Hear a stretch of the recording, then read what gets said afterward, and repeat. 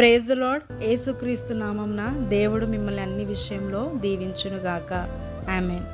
ఈరోజు దేవుని వాగ్దానము ద్వితీయోపదేశకాండము 28వ అధ్యాయము 2వ వచనము.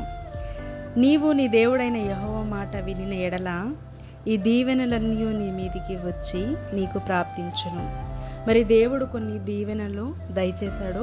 మరి 28వ అధ్యాయము 14 వచనం వరకు చదివితే మరి అన్ని విషయాలలో దేవుడు ఆశీర్వదిస్తానని వాగ్దానము చేస్తున్నాడు.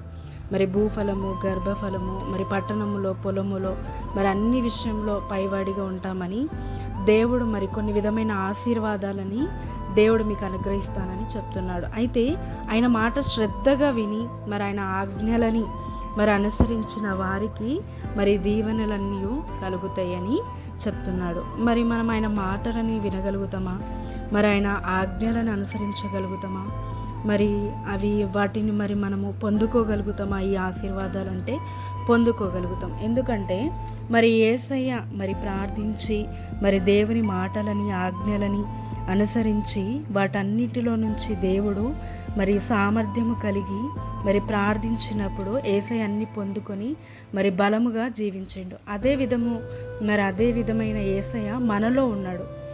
మనలో కూడా బలము దేవుడు ధైర్యాన్ని అనుగ్రహించిండు. ఈ ఆజ్ఞలన్నిటినీ ఆయన మాటలనన్నీ అనుసరించే సామర్థ్యాన్ని కూడా దేవుడే మనకి అనుగ్రహించిండు. ఎందుకంటే ఈ ఆశీర్వాదాలన్నీ పొందుకునే కృపని కూడా దేవుడే మనకి అనుగ్రహించిండు. కనుక ఈ ఆశీర్వాదాలన్నిటికీ దేవుడే మనకి బలాన్ని దయచేసి ప్రార్థించి మనం ప్రతి విషయంలో ప్రతి ఆశీర్వాదాన్ని పొందుకుందుము గాక.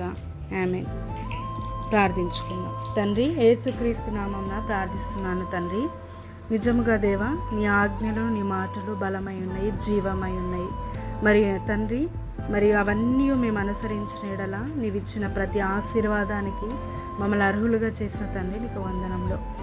యేసయ్య మాదిరిగా మమ్మల్ని ఇదిగో దేవా జ్ఞాపకము చేసుకొని మేము ప్రార్థనలో బలపరచబడి ప్రతి ఆశీర్వాదాన్ని పొందుకునేలాగా నీ కృపని దయచేయి. ప్రతి దీవెనలు ద్వితీయోపదేశకాండం 28వ అధ్యాయంలో ఉన్న ప్రతి ఆశీర్వాద దీవెనలన్నీ ఈరోజు వాగ్దానముగా తీసుకున్న ప్రతి ఒక్కరి జీవితంలో నెరవేర్చమని ప్రార్థిస్తున్నాను.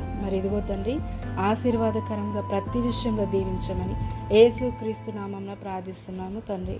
ఆమేన్. ఈ అధ్యాయంలో ఉన్న ప్రతి ఆశీర్వాదము వాగ్దానముగా మీ జీవితంలో ప్రతిదినము నెరవేర్చబడును గాక. ఆమేన్.